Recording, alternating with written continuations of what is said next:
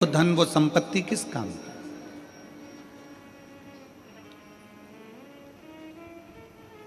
दुनिया की सबसे बड़ी दौलत है श्रेष्ठ बुद्धि,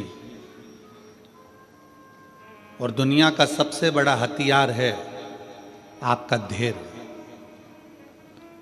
थोड़ा शांति रखना, धैर्य रखना, सबूरी रखना, थोड़ा संभल कर रहना, थोड़ा धैर्य बांध कर रखो। हम लोग क्रोध में आते हैं और बहुत कुछ गड़बड़ कर जाते हैं। कई लोग कहते हैं भगवान शंकर विनाश के देवता हैं, कहने वाले कह देते हैं शंकर भगवान संहार के देवता हैं। परशु महापुराण की कथा कहती है भगवान शंकर ने संहार किसका करा है वो भी तो समझो। कोई राम नाम जप रहा है तो क्या शंकर भगवान ने उनका संहार करा है? जम के बोलो जरा, जम के बोलो, करा है? नहीं। कोई कृष्ण नाम जप रहा है तो शंकर भगवान ने उसका संहार करा है? कोई भगवान की भक्ति में डूबा हुआ है तो क्या भगवान ने उसका संहार किया है? नहीं, भगवान उसका संहार नहीं कर रहे। संहार किसका करा? जो तप साधना में लगा हुआ है और भगवान की भक्ति में लगा हुआ है और उसकी भक्ति को कोई तोड़ रहा है, उसका संहार किया है। शिवजी ने संहार किसका करा? जो कामदेव सामने आकर खड़ा हो गया और भगवान की अविरल भक्ति को, तप को तोड़ रहा है, संहार उसका किया। विदल उत्पल आकर खड़े हो गए, संहार उनका करा है। अंधकासुर आ गया, संहार उसका करा है। ब्रह्मा जी के अंदर अभिमान आ गया, मान आ गया, संहार उसका करा। कई लोग कहते हैं शिव संहार के देवता है। लिखने वाले ने गलत लिख दिया, कहने वाले ने गलत कह दिया कि शिव संहार के देवता है। उसको लिखना था शिव संसार के देवता है और उसने लिख दिया संहार के देवता। लिखने वाले ने लिख दिया शिव विनाश के देवता हैं, लिखने वाले को लिखना था शंकर अविनाशी है। वो विनाश का देव नहीं, वो हमारी बुद्धि में जो अहंकार आ जाता है, हमारे भीतर जो अभिमान आ जाता है, तृष्णा आ जाती है, लोभ आ जाता है, आसक्ति आ जाती है, काम आ जाता है, वासना आ जाती है, शिव उसको समाप्त कर देते हैं। शिव उसको समाप्त करते हैं।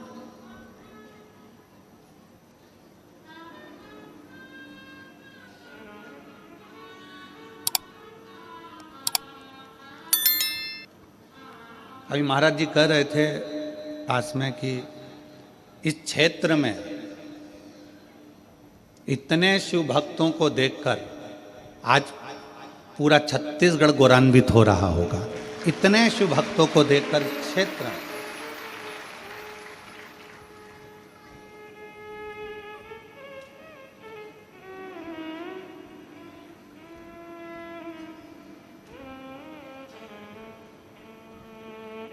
जिस क्षेत्र में भगवान शंकर के इतने भक्त हों, पूरा ग्राउंड, तीनों पंडाल, दीवालें, सबके मकानों की छत, रोड, पुल, पूरी गांव की एक एक गली भक्तों से भरी पड़ी हुई है। और इतने भक्तों को हम नहीं दिख रहे हैं। आप टीवी के माध्यम से, आस्था चैनल के माध्यम से, एलईडी पर देख रहे होंगे, पूरी गलियां भरी पड़ी हुई है, पूरे गांव की छतें भरी पड़ी हुई हैं। और इतने शिव भक्तों को हम नजर भी नहीं आ रहे होंगे। हो सकता है कि किसी के कानों में इतने चोंगे भी ना लगे होंगे, क्योंकि चोंगे की भी कैपेसिटी होती है। एक कथा में लगभग 500 चोंगे लगते हैं। पर आज हाले कोसा की कथा में वो 500 चोंगे भी कम पड़ रहे हैं और 500 चोंगे से भी ज्यादा शिव भक्त यहाँ पर समा है।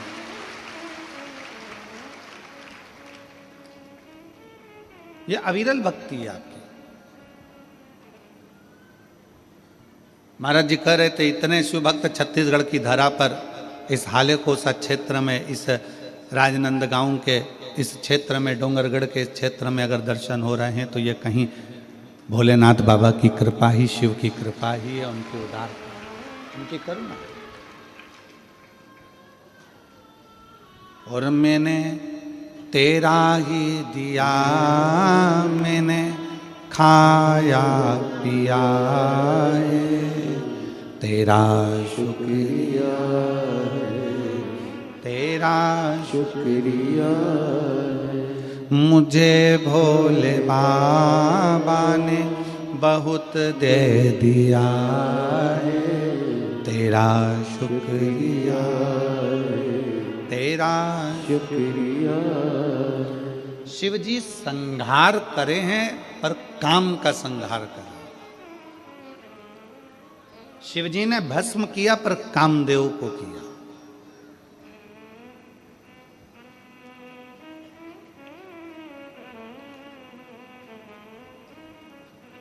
क्योंकि ये भीतर का जो अहंकार है ना, ये व्यक्ति को बर्बाद कर देता है। हमारे भीतर का अभिमान हमें नष्ट कर देता है।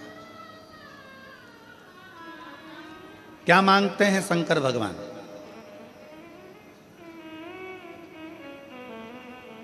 शिव जी के मंदिर में जाकर क्या देना चाहिए? भगवान शंकर तुमसे क्या मांगते हैं? शिव जी कहते हैं पार्वती खंड में, शिव महापुराण के पार्वती खंड में शंकर भगवान ने कहा है, मुझे वो दो जो तुम्हारा खुद का है, मुझे दूसरे का नहीं चाहिए।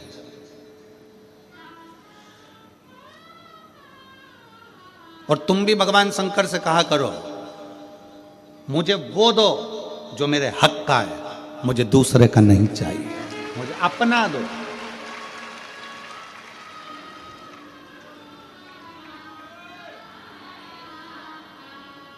शिव जी क्या कहते हैं पार्वती जी से? पार्वती, संसार में रहने वाला शिव भक्त मुझे वो दे जो उसका खुद का है।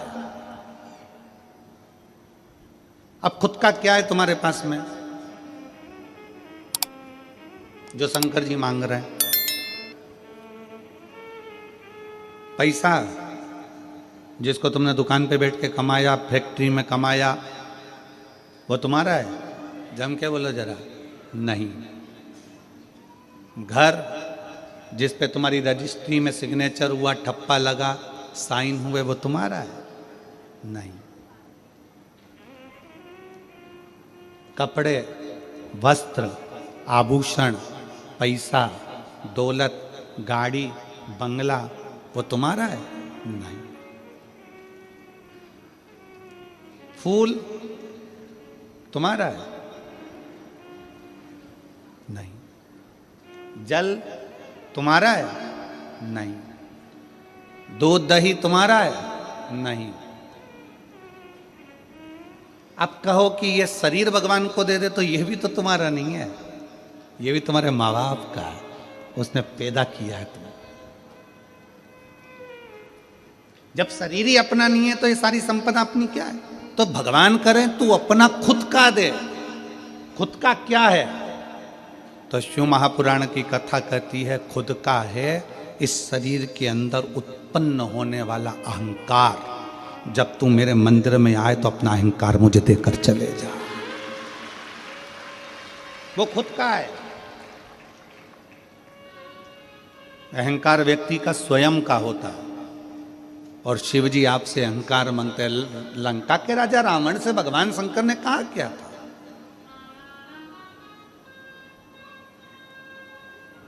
भगवान शिव लंका के राजा रावण से बोले क्या थे? रावण से बस उन्होंने एक ही बात कही थी, रावण मैं तुझे सोने की लंका दूंगा, मैं तुझे राज सिंहासन दूंगा, मैं देवलोक का राज्य दूंगा, मैं पूरी प्रॉपर्टी दूंगा, मैं तुझे अच्छा परिवार दूंगा, पूरा वंश भरा हुआ दूंगा, तेरा राजसी शासन दूंगा, पूरा ठाट दूंगा, बीच समुद्र में तेरी लंका को बसा दूंगा।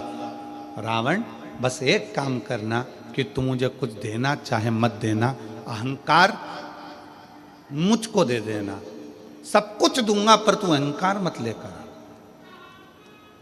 तू अभिमान मत रख। ऐसी कौन सी चीज है रावण में जो तुझे नहीं दे सकता, क्योंकि तू मेरा भक्त है और तू मेरा प्रिय भक्त है। रावण, ऐसा क्या है जो मैं तुझे नहीं दूंगा? सब कुछ दे दूंगा, बस तू अपना अहंकार मेरे दरवाजे पर आकर छोड़ देना, अपना अहंकार।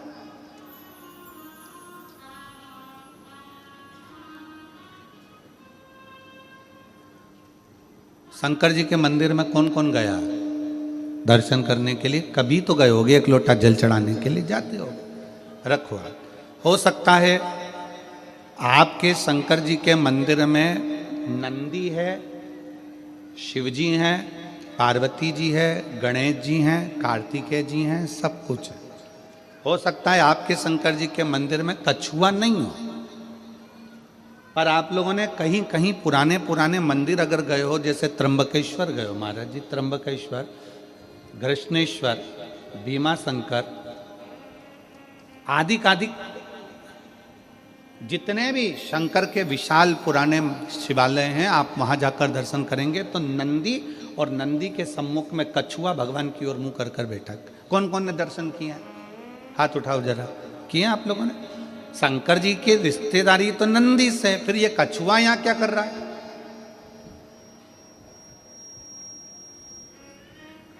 शिव जी के मंदिर में कछुए का क्या काम आ गया? पत्थर का कछुआ बना रहता है, पाषाण का कछुआ बना रहता है, तो कईयों के मन में विचार आता है कि शंकर जी के मंदिर में तो नंदी होना चाहिए। शिव जी के मंदिर में सामने नंदी होता है तो कछुआ भी होता है, शंकर के मंदिर में कछुए का क्या काम है? ये कछुआ क्यों है?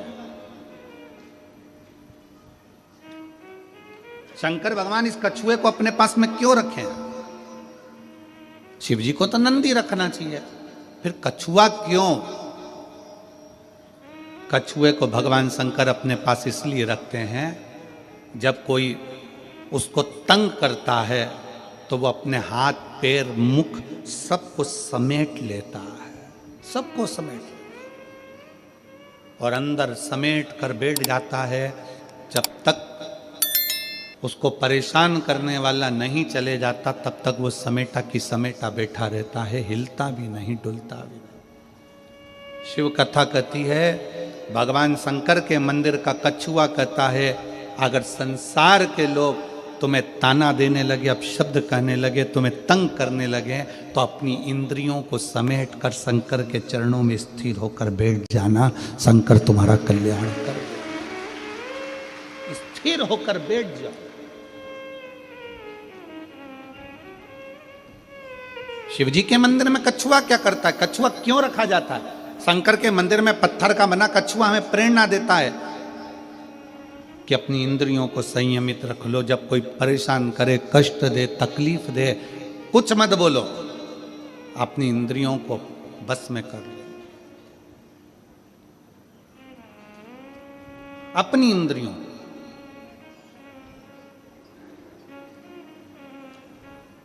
और जब वो इंद्रियां आपके बस में हो जाएगी तो फिर आप धीरे से चलना प्रारंभ करना, जैसे कछुआ चलना प्रारंभ करता है और अपने मंजिल तक पहुंच जाता है। कछुआ क्यों शंकर जी रखे हैं? क्योंकि कछुए में एक और श्रेष्ठ बात है। कछुए की सबसे श्रेष्ठ बात यह है कि कछुए को उल्टा घुमा लो, सीधा घुमा लो, पटक कर, घुमाकर, कहीं पर भी, पहले कछुआ अगर इधर जा रहा है तो उसकी दिशा बदल दो, कहीं पर भी ले जाकर छोड़ दो, कछुआ थोड़ी देर के बाद में जिस दिशा में जाता था उस दिशा में वापिस चलने लगता है। कछुए का नियम है, वो अपनी दिशा नहीं छोड़ता। आपसे भी निवेदन भगवान शंकर की कथा करती है कि कछुए को चारों तरफ घुमाकर छोड़ दो, परंतु कछुआ जहां जा रहा था वहीं जाता है। इसलिए आप सबसे निवेदन है, बहुत सारे लोग आएंगे, तुम्हें भड़काएंगे, भ्रम डालेंगे, शंकर को जल मत चढ़ा, पानी मत पी, हमारे पास आ, हम वहाँ चलते हैं, वहाँ चलेंगे, वहाँ बैठेंगे, हमारा धर्म अपना ले, हमारी ओर चले जा। पर याद रखना, कछुआ चारों तरफ घूम लिया, आखिरी में वहीं गया जहां कछुआ जा रहा था। तुम्हें भी कोई भटका दे, भरमा दे, आखिरी में सनातन धर्म की ओर बढ़ ही जाए। आखिरी में शिव तत्व की ओर जरूर जाना, भगवान शंकर की शरणागति की ओर जरूर जाना। एक लोटा जल चढ़ाने के लिए शंकर के शिवालय में, मंदिर में जरूर पहुंचो, जरूर।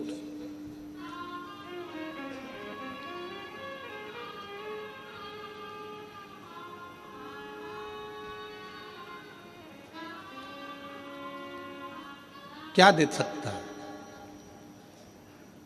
क्या प्रदान कर सकता है? शिव कहते हैं कि मुझे तुम्हारा अपना दो, अपना तुम्हारा खुद का क्या है तुम्हारे पास? शरीर तो तुम्हारे माँ बाप का दिया हुआ, जमीन जायदाद, घर, गाड़ी, बंगला, पानी, सब कुछ मेरा दिया हुआ है, दूसरे का दिया हुआ है। तुम्हारा खुद का, तुम्हारे भीतर का अहंकार, तुम्हारे भीतर का अभिमान।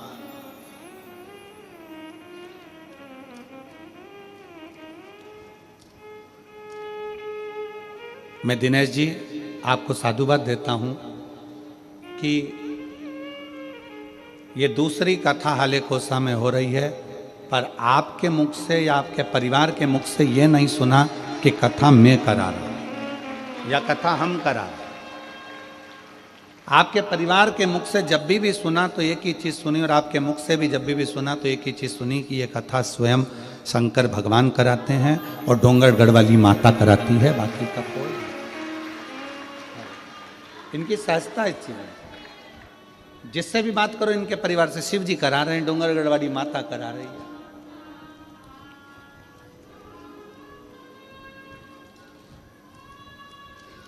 अभिमान से परे, अभिमत्ता से दूर।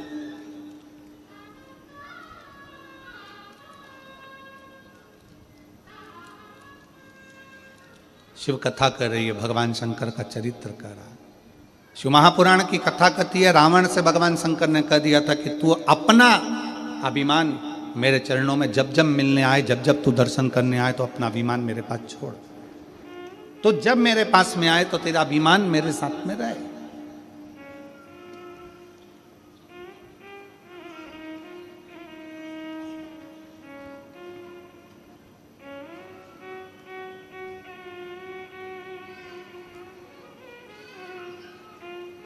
हम शंकर जी के मंदिर में लोटा लेकर जाते हैं,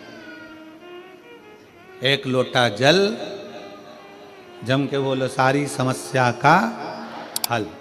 हम शिव जी के मंदिर में एक लोटा लेकर जाते हैं। लोटा दर्शाता है हमारे मस्तिष्क को, हमारे शरीर को, हमारे पूरे विग्रह को। लोटा दर्शाता है। अगर आप लोगों ने आयुर्वेद का स्मरण करेंगे या फिर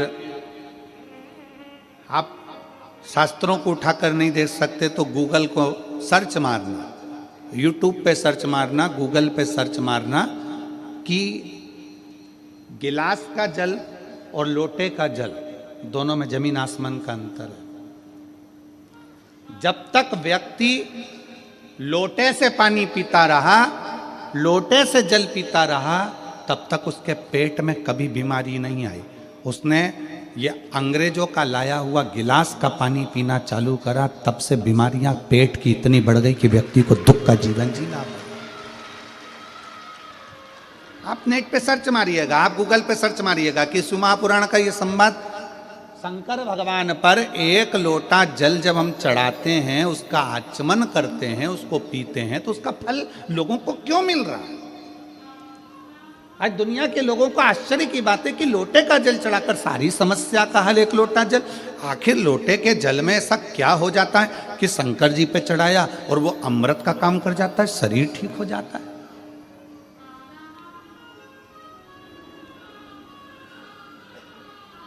एक महिला यहां पर बैठी हुई है, एक माँ यहां बैठी हुई है, जिनका रजोधर्म नहीं आता था, जो रजस्वला नहीं होती थी, रजोधर्म नहीं आता था। 17 साल तक औलाद नहीं हुई, रजोधर्म आता ही नहीं था। डॉक्टर ने कह दिया कि तुम्हारा रजोधर्म नहीं आता तो तुम्हें औलाद हो भी नहीं सकती।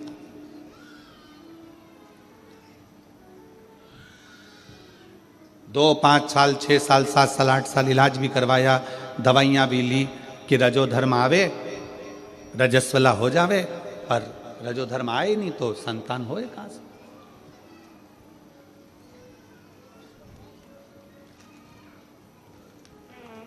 उसने पत्र में लिखा, मेरा नाम माया टेम्बुलकर, पति तुमन टेम्बुलकर, ग्राम मुंदगांव, तहसील डोगनगढ़ की निवासी हूँ। मेरा मोबाइल नंबर ये है। कहीं बैठी हो तो हाथ हिला सकती हैं, अगर कहीं बैठी हो तो हाथ हिला सकती हैं। मेरा नाम माया टेम्बुलकर, पति तुमन टेम्बुलकर, ग्राम मुंदगांव, तहसील डोंगरगढ़ की निवासी हूँ। मेरा मोबाइल नंबर ये है। कहीं बैठी हो तो हाथ हिलाइएगा, रोइए मत, हाथ हिलाओ, हाथ हिलाओ। हाँ, आ जाओ, एक बेलपत्र ले जाना, आ जाइए, आ जाओ, एक बेलपत्र ले आना।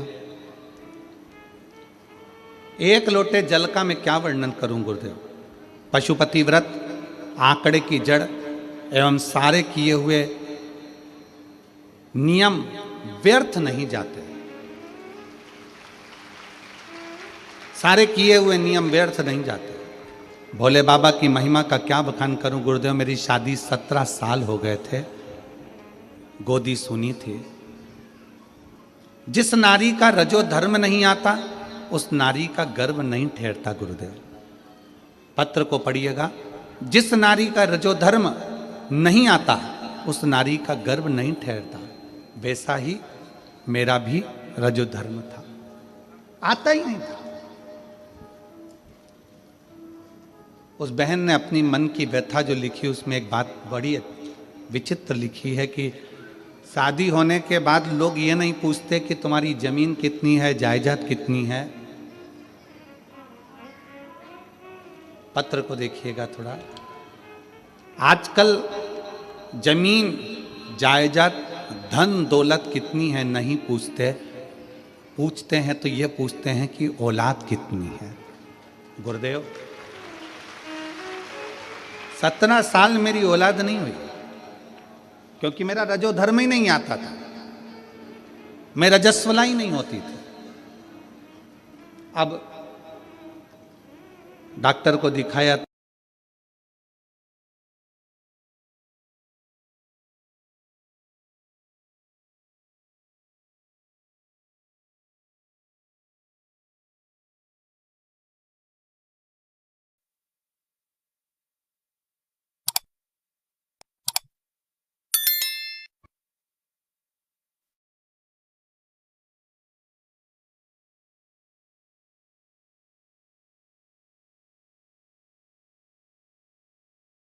सीहोर जाके कंकर शंकर का पूजन कर। सीहोर गई, कंकर शंकर की पूजा की, झोली फैलाकर। सीहोर गई, कंकर शंकर की पूजा की, झोली फैलाकर बोली, बाबा आप मेरी गोदी भर दो, मेरे घर में बच्चे की किलकारी गूंजेगी। भोले बाबा कुबरेश्वर देव कृपा करें। फिर माँ बाप के दरवाजे से वापिस आ गई। कथा हो रही थी पास के नजदीक के गांव में। बाबा से प्रार्थना करा, कथा श्रवण करने के लिए गई, पंडाल में विनती करी, वहां से आई। पर रजो धर्म नहीं आता तो संतान कैसे होगी, विश्वास तो नहीं था। पर आप कहते हो कि कथा के पंडाल में बैठकर मांगा गया, खाली नहीं जाता। वहां से आने के बाद बाबा को प्रणाम कर कर आई और 4 महीने के बाद गर्भ ठहर गया। 4 महीने के बाद गर्भ ठहरा।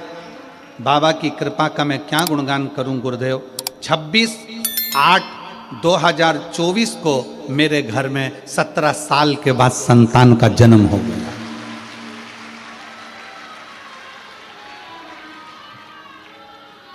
अब शिव तत्व किसको कहते हैं, शंकर किसको कहते हैं?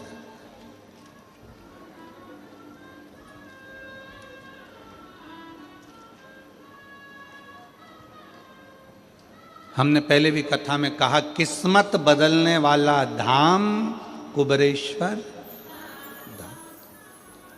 किस्मत बदलने वाला धाम, जम के बोलो कुबेरेश्वर धाम। लिखे लेख को भी जो पलट दे, देवता का काम है, विधाता का काम है भाग्य लिखना। देवता का काम है भाग्य लिखना।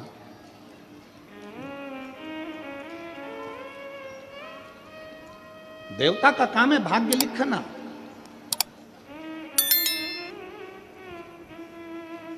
देव का काम है भाग्य लिख देना, पर महादेव का काम है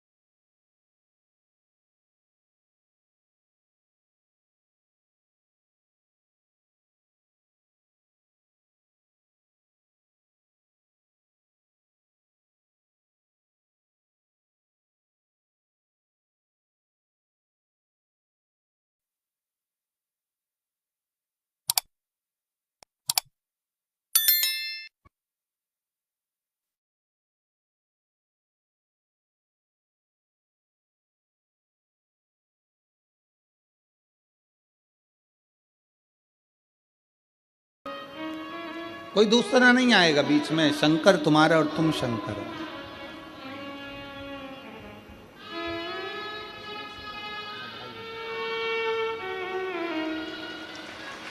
शंभो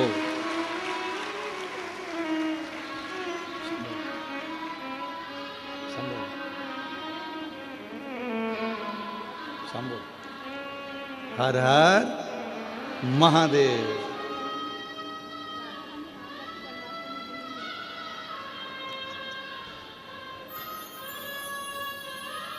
हर हर महादेव। महादेव।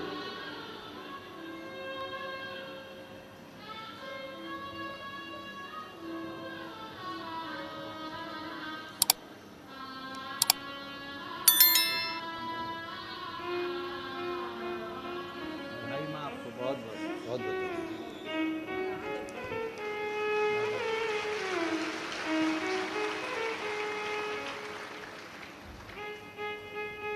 जितनी जीजियां बैठी हैं और जितनी यहाँ पर 35, 40, 50 साल वाली मेरी जीजियां जितनी बैठी हैं, अपने आप को बूढ़ा कभी मत समझना। और जितने मेरे जीजा बैठे हैं, अपने आप को बूढ़ा मत समझना।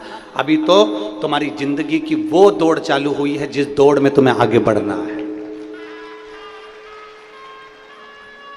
ये जिंदगी की वो दौड़ है जिसमें हमें आगे की ओर बढ़ते चले जाना।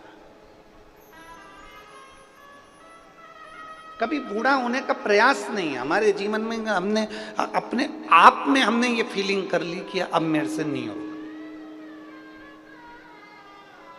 अब मुझसे नहीं होने वाला।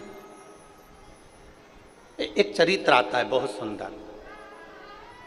एक बूढ़ी अम्मा थी। थोड़ा परतवाड़ा की जीजियों और जितने आस्था चैनल पर सुन रहे हैं सब ध्यान लगाकर सुनना। एक बूढ़ी माँ, एक बूढ़ी आई शंकर जी के मंदिर में जाती थी, लोटा भर के जल चढ़ाती थी और वहां अपने घर से कपड़ा लेकर जाती थी और उस कपड़े से पूरे मंदिर को, जम के बोलो जरा, साफ कर देती। अब बूढ़ी आई तो बूढ़ी आई, और जितनी समझदार घर के बुजुर्ग होते हैं उतना समझदार दुनिया में कोई नहीं हो सकता। घर के बुजुर्ग की जिसने इज्जत कर ली है ना, उसकी चित्तवृत्ति में बैठ गया कि ये बुजुर्ग को जानना बड़ा कठिन काम है। बूढ़ी आई ने लोटा भर के गल से जाती, एक लोटा पानी ले जाती, शंकर जी को चढ़ा देती, पोछा लगा देती।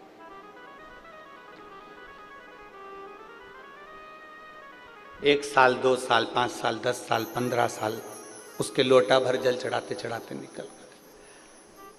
19 साल निकल गए उसके पानी चढ़ाते चढ़ाते। एक दिन वो लोटा रखी और लोटा रखने के बाद वो कपड़े से मंदिर को साफ कर रही थी और कपड़े से मंदिर को साफ कर रही है, लोटा रख दिया है और साफ करने के बाद जैसे ही आई तो उसका लोटा गायब हो गया। अब तुम उस बूढ़ी माता की ओर मत जाओ, अब तुम अपनी ओर जाओ। तुम्हारा लोटा अगर कोई ले जाए तो क्या होगा? अब ढूंढ रही है, लोटा मिल नहीं रहा, खूब ढूंढा नहीं मिला, खूब प्रयास करा नहीं मिला, घर चली गई। दूसरे दिन उसकी सहेली आई, चल शंकर जी के मंदिर, नहीं जा। बस 19 साल मंदिर गई है और लोटा गायब हुआ, मंदिर गायब, नहीं जा। एक दिन पूरा निकल गया, उसकी पड़ोसन फिर आई, उसकी पड़ोसन ने कहा चल मंदिर चल, नहीं जा, मेरा लोटा कोई ले गया, जब तक मेरा लोटा नहीं आएगा तब तक मैं मंदिर नहीं जाऊंगी।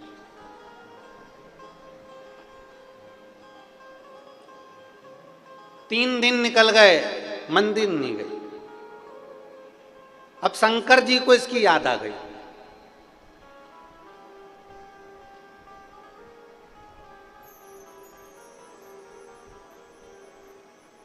मेरा लोटा जब तक नहीं आएगा नहीं जाऊंगी। इतने में भगवान देवाधिदेव महादेव इसके घर पे पहुंच गए।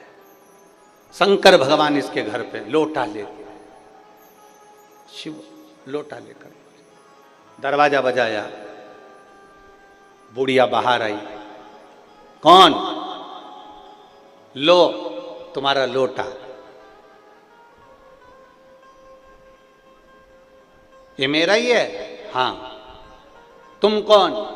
शंकर भगवान बोले मैं शंकर भगवान। दिख नहीं रही? जटा है, 3 नेत्र हैं, सांप डला हुआ है, मृगछाला पहने हुए। बुढ़िया बोली मैं कैसे मान लूं कि तुम शंकर भगवान हो? तुम्हारे पास में कोई आईडी प्रूफ है, कोई प्रमाण पत्र है, कोई प्रूफ करने की बात है? अब शंकर भगवान बोले मेरे को क्या प्रूफ करना, मैं तो शंकर भगवान। नहीं, मैं नहीं मान सकती कि तुम शंकर भगवान। 19 साल लोटा भर के जल चढ़ाया, कभी नहीं आए, तो मैं कैसे मान लूं कि तुम शंकर भगवान? शंकर भगवान बोले मैं तेरे सिर की कसम खा के कह रहा हूं कि मैं शंकर भगवान। बूढ़ी अम्मा बोली रे फालतू की बात कर मती, अभी 83 साल की हूं, इतनी जल्दी मरना चाहती नहीं, तू मेरी झूठी कसम खा मत। तेरे पास अगर कोई प्रूफ हो तो बता। तो इतने में शंकर जी ने पूछा तुझे किससे प्रूफ चाहिए? तो बूढ़ी अम्मा बोली अगर पार्वती जी मेरे सामने आकर बोलेगी कि ये शंकर भगवान है तो मानूंगी, नहीं तो नहीं मानूंगी। पार्वती जी बोले मेरे सामने आकर कि ये शंकर भगवान है, तो भोलेनाथ जी ने डमरू बजाया, डमरू बजाते से पार्वती जी आ गई। पार्वती जी जो से आई, आते से पार्वती जी ने कहा ये मेरे स्वामी शंकर भगवान है। इतने में बुढ़िया बोली मैं तो पहले से ही जानती थी। बुढ़िया बोली मैं तो पहले से ही जानती थी। तो फिर मान क्यों नहीं रही थी? क्योंकि अकेले आए थे, तेरे को लेकर नहीं आए थे, दोनों का साथ दर्शन करना था, इसलिए मैंने बुलाया। पहले जानती थी।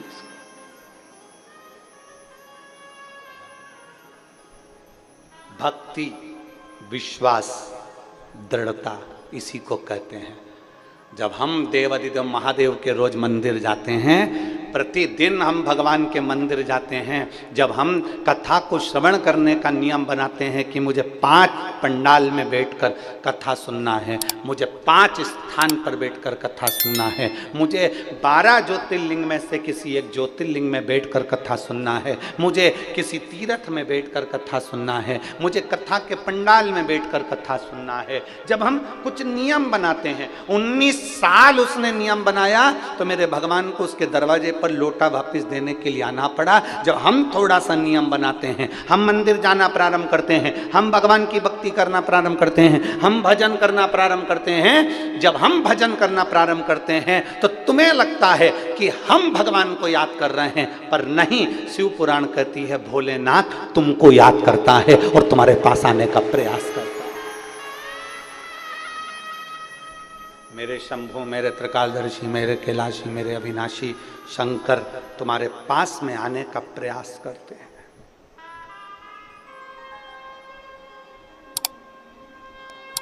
बुखार आता है, अरे बोलो तो जम के।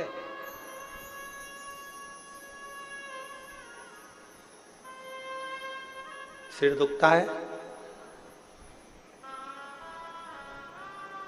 पेट दुखता है, बुखार आया, सिर दुखा, पेट दुखा, शरीर में कोई सा भी कष्ट हुआ, सबसे पहले छूटता क्या है? शरीर में कष्ट हुआ तो सबसे पहले छूटता क्या है? बुखार आने पर आज मेरा शरीर ठीक नहीं है, आज मैं मंदिर नहीं जाऊंगी, आज मेरा सिर बहुत दुख रहा है, आज मैं भगवान की पूजन नहीं करूंगी, आज मेरा पेट दुख रहा है, आज मैं मंदिर नहीं जाऊंगी, आज मेरा शरीर में कष्ट है, मैं कथा में नहीं जाऊंगी। तो एक, जब तुम सिर में दर्द हुआ तो मंदिर छूटा, पेट में दर्द हुआ तो मंदिर छूटा, बुखार आया तो मंदिर छूटा। इतना तेज बुखार था तो भी डॉक्टर से पूछ रही है क्या खाऊं, मेरे को बहुत तेज फीवर है। पेट दुख रहा है तो भी डॉक्टर से पूछ रही है, मेरा पेट 3 दिन से बहुत मरोड़ खा रहा है। डॉक्टर बोले ये दवाई खाओ, ये चीज खाओ। इसके बाद फिर पूछा खाने में क्या खाओ। डॉक्टर ने भी मन में सोचा मेरे प्राण मत खा, घर जा। अब विचार करिए, सिर दर्द हुआ तो मंदिर छूट रहा है, पेट दर्द हुआ तो भगवान का मंदिर छूट रहा है, बुखार आ रहा है तो भगवान शंकर का मंदिर छूट रहा है, शरीर में कष्ट है तो मंदिर छूट रहा है, घर में विवाह है तो मंदिर छूट रहा है, घर में कुछ तकलीफ आ गई तो मंदिर छूट रहा है, घर में कोई ज्यादा काम आ गया तो मंदिर छूट रहा है, ज्यादा मेहमान आ गए तो मंदिर छूट रहा है। खाना नहीं छूटा, पीना नहीं छूटा, कपड़े बदलना नहीं छूटा, खाना नहीं छूटा, मुंडा धोना नहीं छूटा, पेंटिंग नहीं छूटी, छूटा तो केवल देवाधिदेव महादेव का दरवाजा छूटा।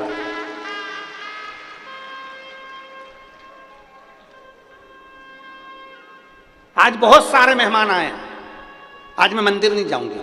तो इतने सारे मेहमान आए तो मुंडा भी मत दो। फिर सबसे पहले मेहमान आए तो ऊपर कमरे में गई और 4 बार दर्पण में देखी, आंख फाड़ फाड़ के, अच्छा बढ़िया दिख रही। और उसके बाद मुंडा धोने के बाद में ना जाने कौन कौन से 3-4 क्रीम थे वो सब लगा लू के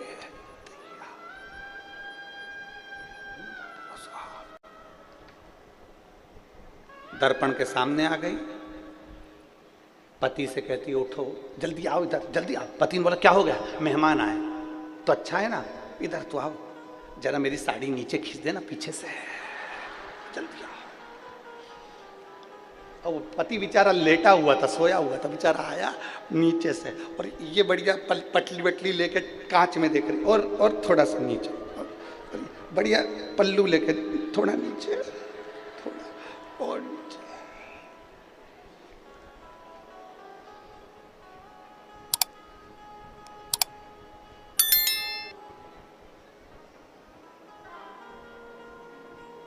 पहले होती थी पत्नी, अब हो गई मैडम। पति को दिन भर डम डम, अब क्या कर, जरा खींचना। पति भी बेचारा क्या बोले, बोले तो क्या।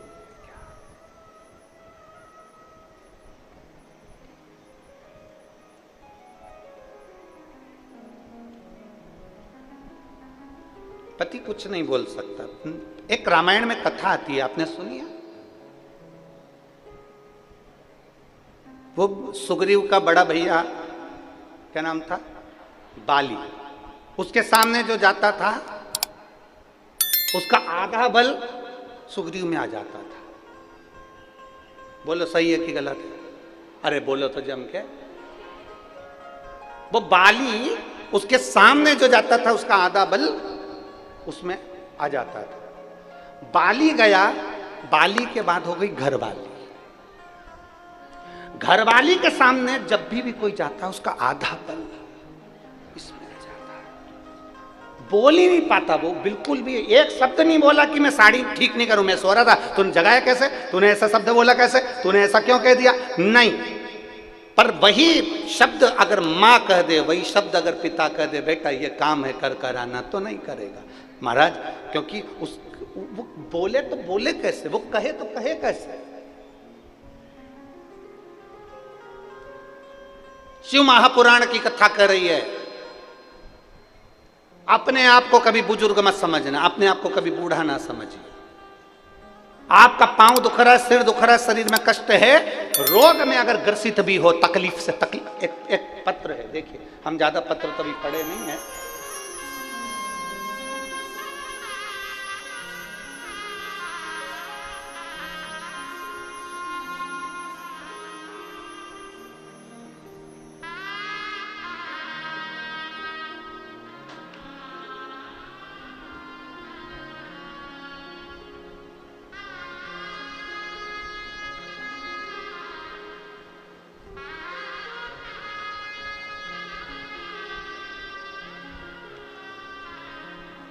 बाबू दादूजी खड़के, मुकाम पोस्ट घाट लड़की, क्या लिखा है आप लोग समझ गए ना, ठीक है।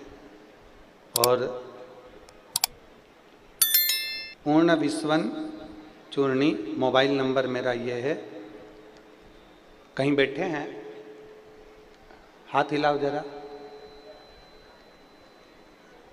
हाथ हिलाओ, हाथ कहाँ है, हाथ हिला दो एक बार, अच्छा ठीक है, दिख गया।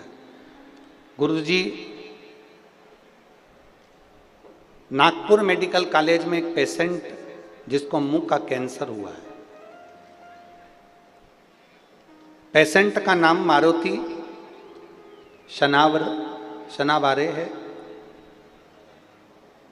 इन्होंने मुझसे बोला कि मुख का कैंसर है, और मैंने सुना है कि सीवर वाला महाराज बेलपत्र देवे या आप कथा श्रवण करते हैं तो भगवान शिव पर चढ़ा हुआ जल पीते हैं, रुद्राक्ष का जल पीते हैं तो शरीर में आराम लगता है। भैया मैं नहीं जा सकता, मेरे शरीर में कष्ट है। पेशेंट आए हैं क्या, नहीं आए,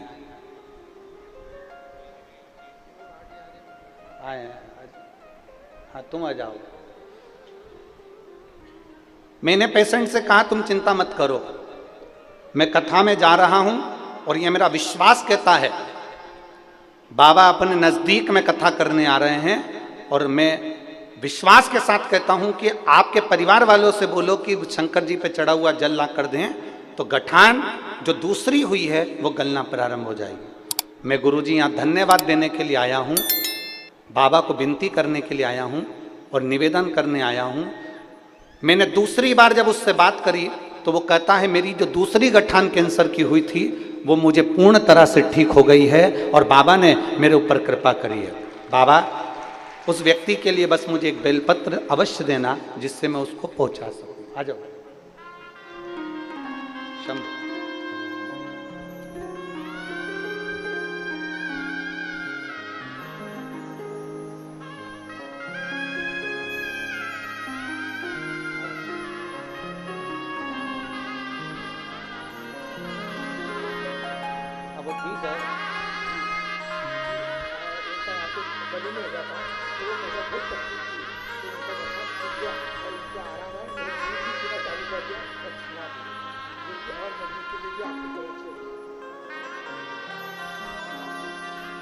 बोल रहे हैं कैंसर की गठान थी, ऑपरेशन की तैयारी थी, और जब शिव जी पे चढ़ा हुआ जल पीना प्रारंभ करा तो वो गठान पूरी फट गई और उसका पस पूरा निकल गया। निकलने के बाद डॉक्टर ने जब फिर चेकअप करा तो उस जगह पर कैंसर नहीं था। अब उन्होंने भोजन करना भी प्रारंभ कर दिया और दूध पीना भी चालू कर दिया। उसके साथ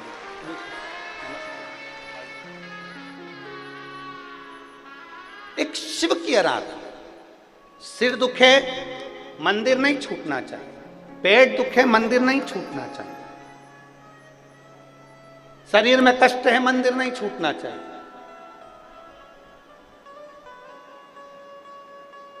भगवान के मंदिर को हमें नहीं छोड़ा। तेरे मंदिर में आना मेरा काम है और मेरी बिगड़ी बनाना तेरा। हम क्यों छोड़े मंदिर?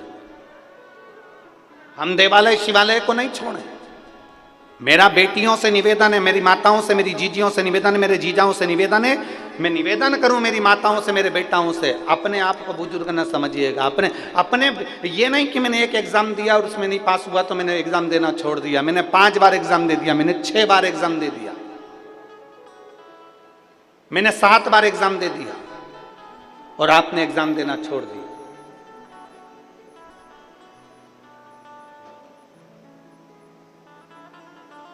नहीं,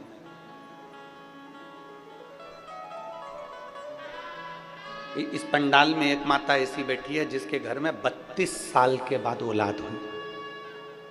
32 वर्ष के बाद औलाद हुई।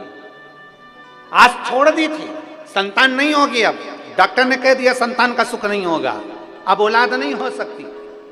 पर कथा श्रवण करी और कथा से बल मिला, और बल मिला तो उसने सोच लिया अब तो देगा, और देने वाला कौन? वो महादेव ही दे सकता है, बाकी का दुनिया में कोई नहीं दे सकता।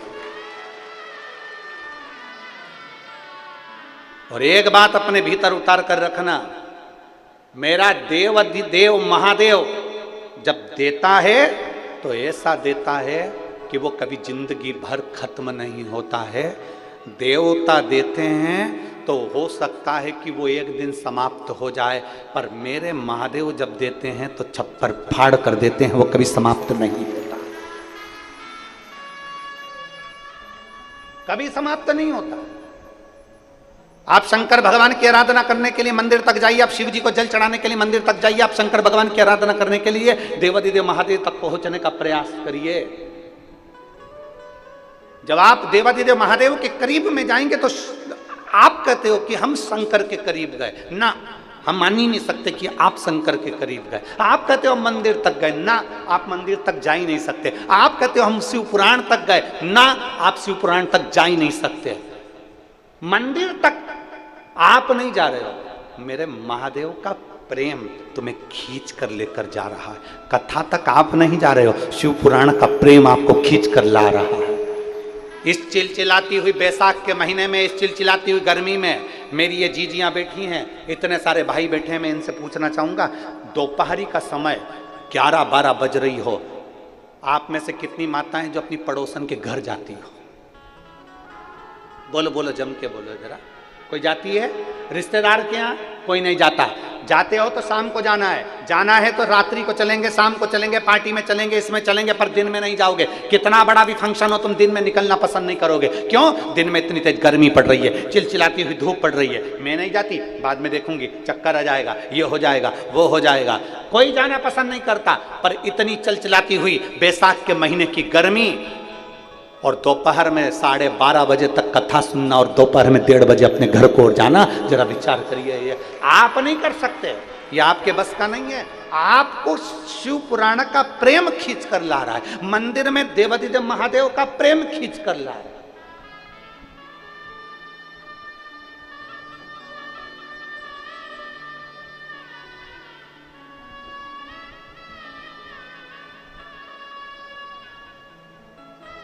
और बिना प्रेम के कोई नहीं जा सकता, जा ही नहीं सकता।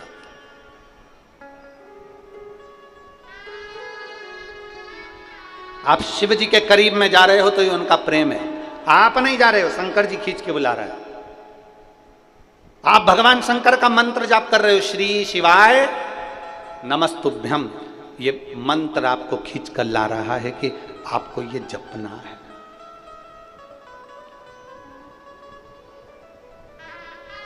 थोड़ी परीक्षा ले सकता है मेरा महादेव। एक शंकर जी का एक नाम है द्विजेश्वर, शिव जी का एक नाम है द्विजेश्वर। क्या नाम है? द्विजेश्वर। फिर एक बार बोलिए वापस, द्विजेश्वर। शिव जी का एक नाम है द्विजेश्वर। शंकर ने एक अवतार लिया है, द्विजेश्वर अवतार। एक राजा हुए जिनका नाम था भद्रायु।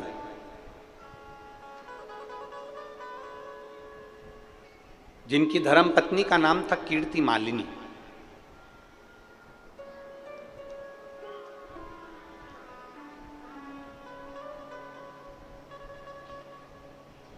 भद्रायु और कीर्ति मालिनी दोनों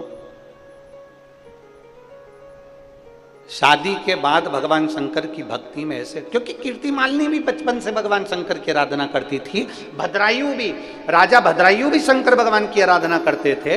दोनों ने विवाह करा और विवाह करने के बाद दोनों ने नियम बना लिया कि प्रतिदिन शंकर भगवान के शिवलिंग का पूजन करना।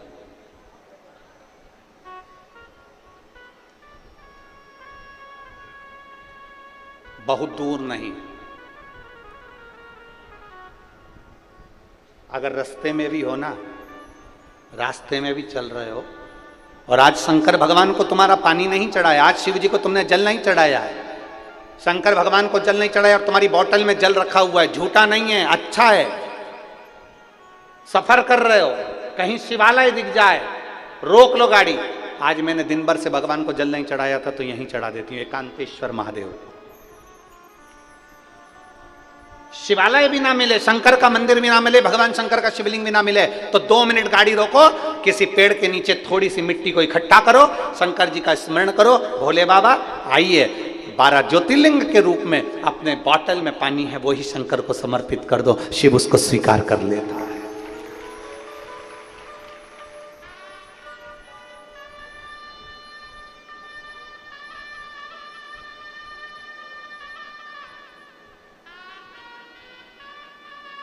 बहुत सरल, इससे सरल दुनिया में कोई देवता नहीं हो सकता, वो देव अधिदेव महादेव, जिनको भोला कहते हैं।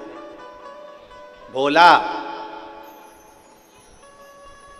कीर्ति मालिनी और भद्रायु ने भगवान शिव की आराधना करना प्रारंभ करी, शिव की भक्ति करना प्रारंभ करी, इतनी भक्ति में डूब गए। और हम फिर कहेंगे शंकर भगवान थोड़ी परीक्षा ले सकता है, शिव जी थोड़ी परीक्षा ग्रहण कर सकता है, परीक्षा ले सकता है, पर इतना याद रखना परीक्षा वो लेता है ना तो बल भी वो देता है। कई माताएं कहती है अब मैं तो बहुत दुखी हो गई, अब मेरी जिंदगी में अब तो इतना दुख दे दिया भगवान अब सहन नहीं कर सकती। शिव महापुराण की कथा कहती है भगवान दुख भी उतना देता है जितना तुम सहन कर सकते हो, डॉक्टर इंजेक्शन उस तरह से देता है जितना धीरे धीरे तुम सहन कर सकते हो। अर्थात तुम्हारी जितनी कैपेसिटी है उतना ही दुख मिलेगा, तुम्हारी जितनी कैपेसिटी है उतना ही सुख मिलेगा। परमात्मा के दरवाजे पर भेदभाव नहीं है, मेरा भोलेनाथ जो भी दे रहा है उस श्रेष्ठता में देने का प्रयास करता है।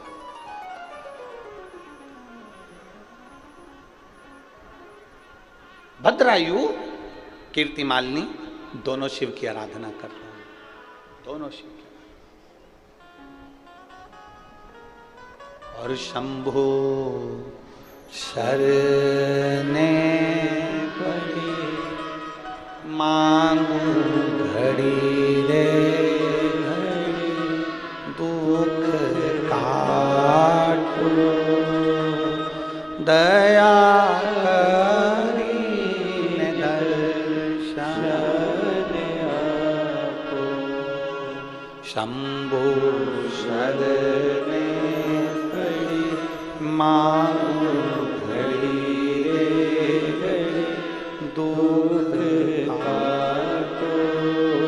दया करी दर्शन आपो। भद्रायु और कीर्ति मालिनी ने शिव जी की आराधना करना प्रारंभ कर। भाग्य कौन लिखता है? जम के बोलो, कौन लिखने वाला है? वो देवता। भाग्य कौन लिखते हैं? देवता। भाग्य कौन लिखता है? विधाता। भाग्य लिखने वाला देवता होता है, भाग्य बनाने वाला देवता होता है, भाग्य लिखने वाला विधाता होता है, भाग्य लिखने वाला देवता होता है। अब विधाता ने भाग्य लिखा, देवता ने भाग्य लिखा, देवता का भाग्य कौन लिखता है? कोई तुमसे पूछ सकता है कि देवता ने हमारा भाग्य लिखा, तो देवता का भाग्य किसने लिखा?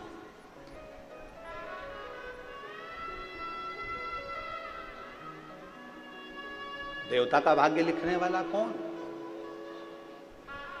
एक हाथ में भोलेनाथ जी ने अमृत लिया और अपनी हाथ पर कोनी में मला, मलते से भगवान विष्णु को प्रकट कर दिया। दूसरे हाथ से मंथन कर फिर उन्होंने ब्रह्मा जी को प्रकट कर कर कमल के पुष्प पर बिठा दिया। पूछा ब्रह्मा और विष्णु ने, ब्रह्मा और विष्णु पूछ रहे हैं, दुनिया का भाग्य लिखने वाला विधाता होगा, पर विधाता का भाग्य लिखने वाला कौन होगा? तब ब्रह्मदेव कहते हैं दूसरे का भाग्य लिखने वाला विधाता हो सकता है, संसार के लोगों का भाग्य लिखने वाला देवता हो सकता है, पर देवता का और विधाता का भाग्य लिखने वाला भी केवल देवाधिदेव महादेव ही हो सकता है।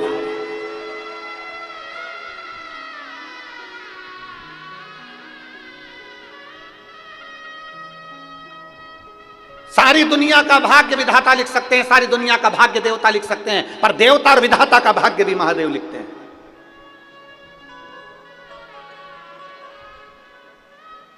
और देवता ने और विधाता ने तुम्हारे भाग्य में जो लिख दिया, तुम्हारी किस्मत में एक भी सुख की रेखा नहीं है, तुम्हारी किस्मत में एक भी अच्छी रेखा नहीं है। मान लो किसी ने कह दिया, कोई ज्योतिषाचार्य ने तुम्हारी पत्रिका देखकर कह दिया तेरी जिंदगी में दुख ही दुख है, तेरी जिंदगी में कष्ट ही कष्ट है, तेरी जिंदगी में कहीं यश नहीं है, तो कितनी भी मेहनत कर ले तुझे हमेशा अपयश ही मिलेगा, तू जिंदगी में हमेशा दुख ही रहेगा, तू कष्ट में रहेगा, तू कोई दुकान नहीं कर पाएगा, तू नौकरी नहीं कर पाएगा, तू व्यापार नहीं कर पाएगा, तू उन्नति नहीं कर पाएगा, तू जिंदगी भर गुलामी करेगा, तेरी किस्मत में ये लिखा है। दुनिया का कोई व्यक्ति तुम्हारे भाग्य को बता दे कि तेरी जिंदगी में दुख ही दुख लिखा है, मेरा एक निवेदन है, अगर उस व्यक्ति को जिसकी किस्मत में कोई सुख नहीं है, अगर वो शंकर जी के मंदिर में जाकर एक लोटा जल चढ़ाए और उसी जल को अपने मस्तक पर लगाए, तो भाग्य की रेखा भी मेरा महादेव पलट देता है।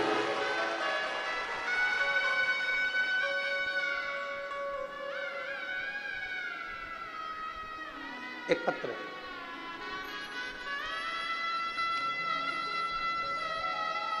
सो रूपाली प्रतीक सावरकर, चांदूर बाजार, अमरावती की रहने वाली हैं। मेरा मोबाइल नंबर ये है, कहीं बैठी हो तो हाथ हिला सकती हैं, कहीं बैठी हो तो हाथ हिला। आप ही हैं? बच्चा आया है साथ में?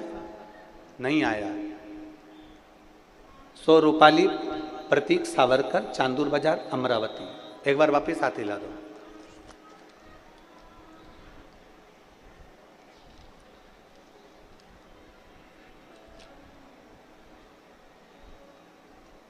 कई वर्ष तक संतान का सुख नहीं हुआ, एक बच्चा हुआ तो वो भी चला गया, फिर कोई औलाद नहीं हुआ। अब किसी के कहने पर हमने शंकर भगवान को जल चढ़ाना प्रारंभ करा और उसी जल को पीना प्रारंभ करा। सफेद आंकड़े की जड़ का प्रयोग करा। लोग कहते हैं सियोर वाला महाराज बताता है, हमने वैसा वैसा प्रयोग करा और बाबा की कृपा का हम क्या गुणगान करें गुरुदेव। बाबा ने हमारी झोली भर दी और हमारे यहाँ संतान की प्राप्ति हुई, जिसका फोटो में लगा रही हूँ। आप लोग एलईडी पर आस्था चैनल पर फोटो देख सकते हैं। दोनों हाथ हिला दो एक बार जी वापिस। बधाई आपको बहुत बहुत। बैठिए। शिव तत्व आखिर इस पत्र में लिखा क्या कि डॉक्टर भी मना कर दिए, सारे चांस समाप्त हो चुके, तब देने वाला भी तो वो है। अकाल मृत्यु वो मरे जो काम करे चंडाल का, और काल उसका क्या बिगाड़े जो भक्त हो महाकाल का। बैठो बहन। जो शिव की आराधना करता है, जो शंकर की आराधना करता है, जो शिव की उपासना करता है, तुम्हारी किस्मत में, तुम्हारे भाग्य में विधाता ने, भगवान ने, देवता ने कोई सुख की रेखा नहीं लिखी। मान लो तुम हार रहे हो, बार बार हार रहे हो, तुम्हें लग रहा है कि तुम्हारी सुख की कोई रेखा नहीं, कोई सुख की रेखा नहीं।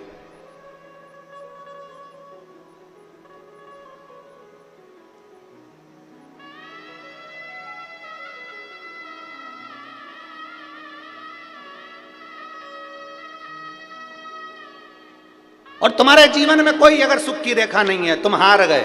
बहुत सारे लोग हैं ऐसे, नए नए बच्चे 10th का एग्जाम दिया, 12th का एग्जाम दिया, सीए का एग्जाम दिया, इंजीनियरिंग का एग्जाम दिया, डॉक्टरी की पढ़ाई कर रहे हैं, नहीं है, हार गए।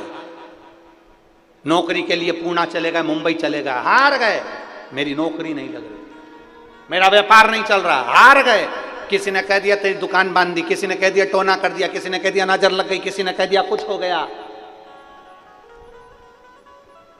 जब भूतों का नाथ, भूत अधिपति, स्वयं मेरा महाकाल राजा तुम्हारे एक लोटा जल चढ़ाकर आते हो और पानी लाकर जब दुकान पर छींटते हो तो किसी के बाप में दम नहीं है कि तुम्हारी दुकान पर नजर लगा दे, क्योंकि भूत अधिपति महाकाल राजा वहां है। कौन नजर लगाए? किसकी हिम्मत, किसकी सामर्थ्य था?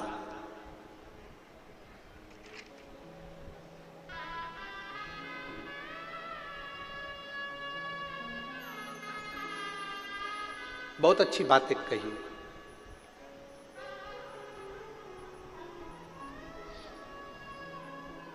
हे शिव, हे शिव, इन निगाहों में वो तासीर हो जाए। हे शिव, इन निगाहों में वो तासीर हो जाए, नजर जिस पर भी डालूं वो तेरी तस्वीर हो जाए।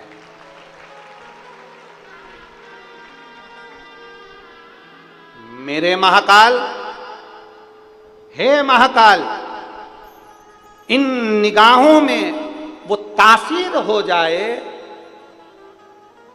मेरे भोले बाबा, इन निगाहों में वो तासीर हो जाए, नजर जिस पर भी डालूं तेरी तस्वीर हो जाए।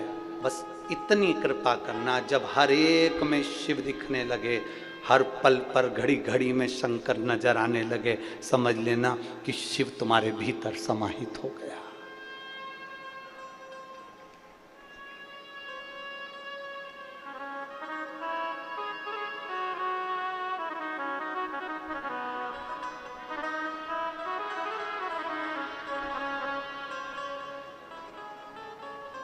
शिव भीतर समाहित। और महाराज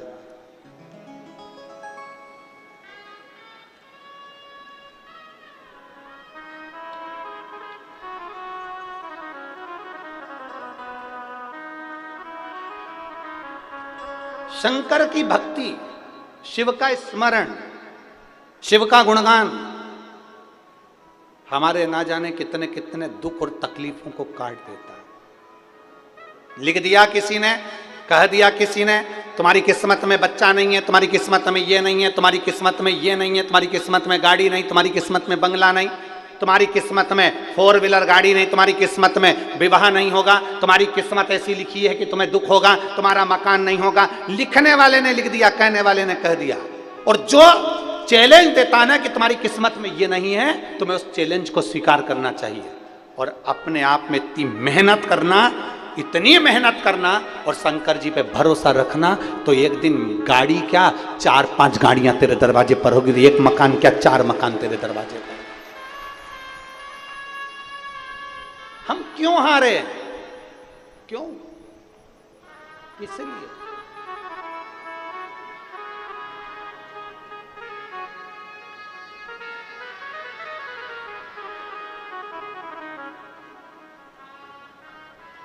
आगे बढ़ने के लिए 3 चीजें बहुत जरूरी है। यहां मेरे जितने बेटा बेटी बैठे हैं उनसे निवेदन करूंगा, इस बात को अपनी कॉपी में नोट कर रखना और अपने दिल में नोट कर कर रखना कि आगे बढ़ने के लिए 3 चीजें बहुत जरूरी है। अगर बहुत ऊंचाइयों को छूना है, बहुत ऊपर बढ़ना है, तो 3 चीजें अपने अंदर धारण कर लो। पहले नंबर का है सब्र। जम के बोलो मेरी जीजियों, क्या है? सब्र।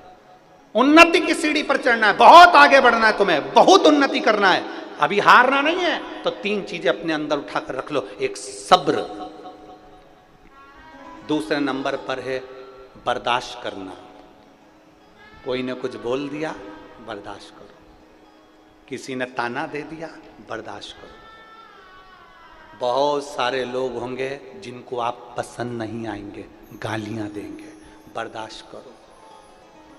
बहुत सारे लोग मिलेंगे 24 घंटा कोसेंगे, तुम्हें बद्दुआएं देंगे, अपशब्द कहेंगे, बर्दाश्त करो। बहुत सारे लोग मिलेंगे जो तुमको अपशब्द कहेंगे, बर्दाश्त करो। 3 चीजें उन्नति की सीढ़ी पर लेकर जाती है। पहले नंबर पर है, जम के बोलो, सब्र। दूसरे नंबर पर है जम के बोलो, बर्दाश्त करना। और तीसरे नंबर पर है नजरअंदाज करना। ये तीसरे नंबर पर है नजरअंदाज करना, इग्नोर, नजरअंदाज कर दो। कोई कुछ बोल रहा है ना, उसको ध्यान मत दीजिए, इग्नोर कर दो, नजरअंदाज कर दो। कीचड़ में भिड़ा हुआ कुत्ता तुम्हें दिख रहा है कि नहीं दिख रहा? अरे बोलो, एक कीचड़ में भिड़ा हुआ कुत्ता तुम्हें नजर आ रहा है तो समझदारी किसको कहेंगे? कुत्ते के पास में चले जा। अरे बोलो तो जम के, नहीं, समझदारी किसको कहेंगे? कीचड़ में भिड़ा हुआ कुत्ता दिख रहा है तो थोड़ी दूरी बनाकर चलो, थोड़ी दूरी बना लो, क्योंकि वो तो कुत्ता है, तुम तो समझदार हो।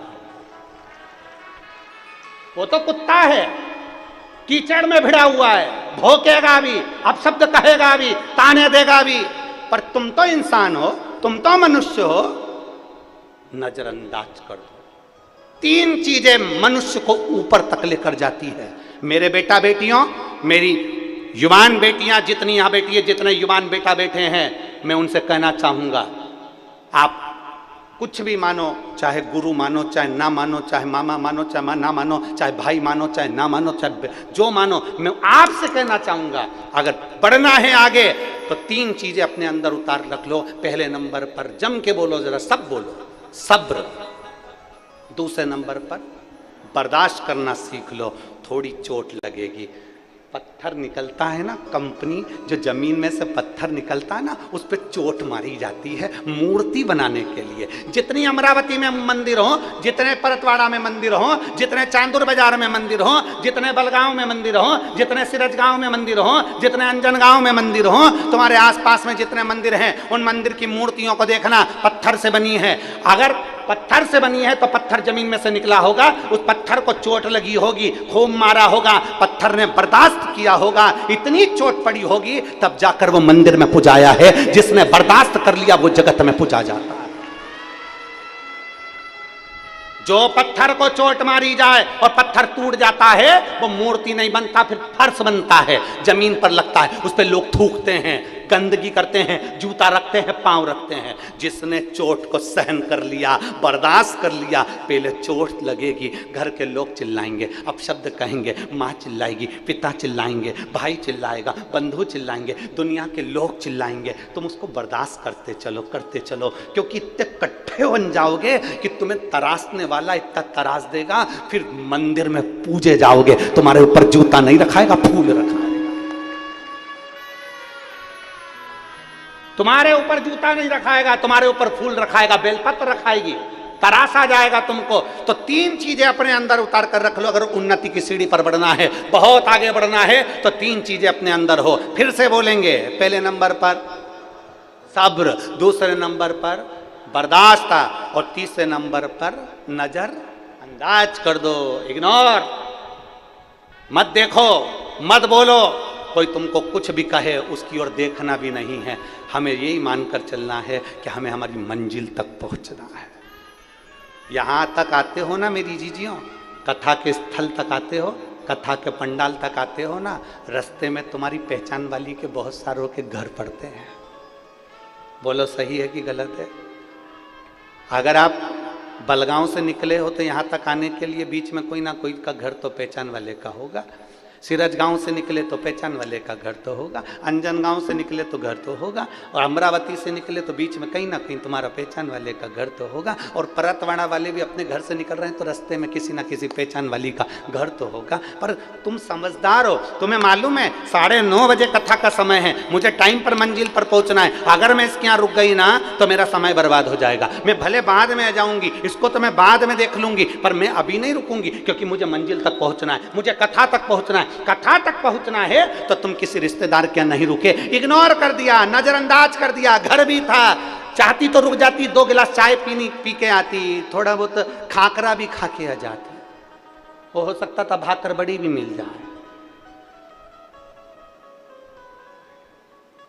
चाहती तो रुक जाती तो थोड़ा मिल जाता, पर नहीं, मुझे मंजिल तक पहुंचना है, 9:30 बजे कथा में पहुंचना है, ठंडे ठंडे पहुंच जाऊंगी, मंजिल तक पहुंच जाऊंगी तो अच्छा रहेगा, रास्ते में नहीं रुकी। अब जाने के टाइम भी तुमने सोचा, जाने के टाइम पे क्या सोचा, नहीं अब 12:30 बज रही भैया, बहुत लेट हो गए, 1 बज गई, आरती करते करते मैं तो गाड़ी में बैठूं, और रास्ते में इतने सारों के घर थे, कहीं नहीं रुकी, क्योंकि उसको मालूम है घर चली जाऊंगी तो वहीं आराम कर लूंगी, क्या मतलब यहाँ रुकने से, टाइम बर्बाद करने से। अर्थात तुमने अपनी मंजिल देखी, इग्नोर कर दिया सबके मकान को, सबके घर को, नहीं रुके तुम कहीं पर भी,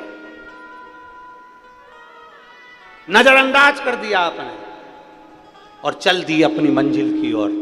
और जो मंजिल की ओर बढ़े तो बढ़कर 9:30 बजे के पहले कथा के पंडाल में पहुंच गए तो आराम से आगे जगह मिल गई और आराम से बैठ गए, बड़ी मस्ती से बैठ गए, क्योंकि मंजिल करीब आ गई थी, मंजिल के पास पहुंच गए थे। अगर रुकते रुकते आते हैं ना तो तुम भी कहीं ना कहीं पेड़ के नीचे बैठे होते या गाड़ी के किनारे बैठे होते, जगह नहीं मिल पाती, क्योंकि मंजिल के बीच में कोई ना आए, इनको नजरअंदाज करते हुए चलिए। आपको अपनी मंजिल देखना है, मुझे सीए बनना है, सीए की मंजिल देखिए, मुझे डॉक्टर बनना है, डॉक्टर की मंजिल देखिए, मुझे इंजीनियर बनना है, इंजीनियर की मंजिल देखिए, मुझे अच्छी बहू बनना है, मुझे अपनी मंजिल देखना है, मुझे अच्छा व्यक्ति बनना है, मुझे अपनी मंजिल देखना है, मुझे किसी की ओर नहीं देखना, कौन क्या कर रहा है मुझे क्या मतलब। आग लगे बस्ती में, जम के बोलो जरा, अपन रहो मस्ती में। तो सब्र, बर्दाश्त और नजरअंदाज, 3 चीजें मेरे बेटा बेटी को आगे बढ़ा देती है।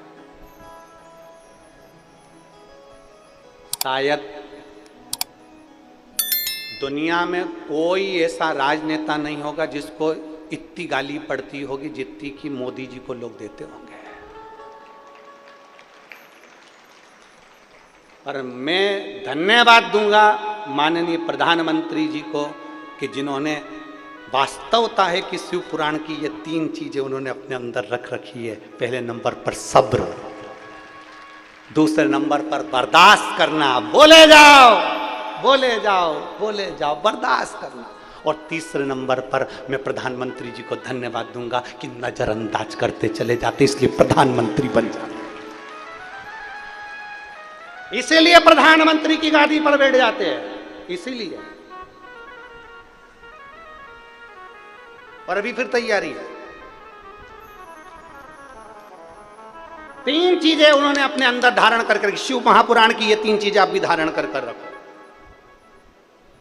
और शायद वो तो नेता में है कि तो उनको इतनी, शायद दुनिया में कोई महात्मा या कोई संत या कोई पंडित ऐसा नहीं होगा जिसको इतनी गाली पड़ती होगी, सबसे ज्यादा हमको ही पड़ती है।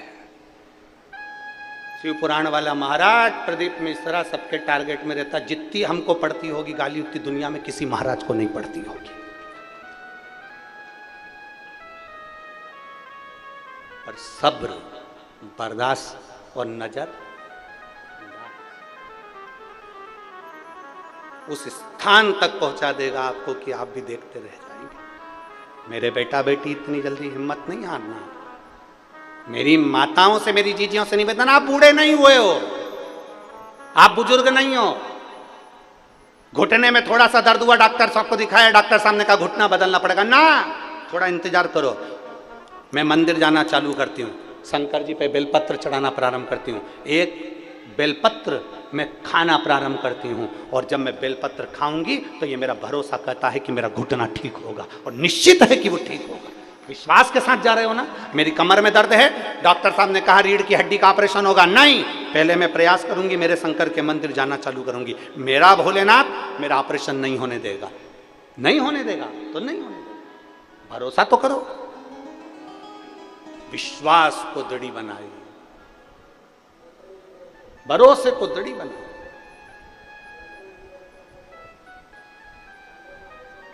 और जब हमारा विश्वास अब किसी महफिल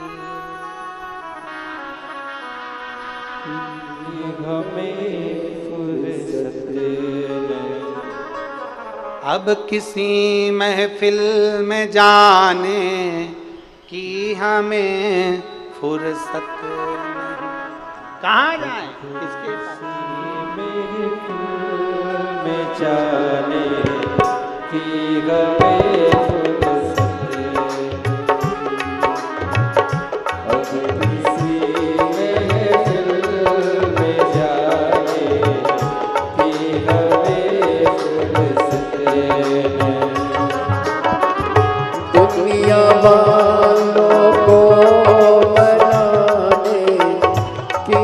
हमें फुर्सत नहीं अब किसी महफिल में जाने की, हमें फुर्सत नहीं।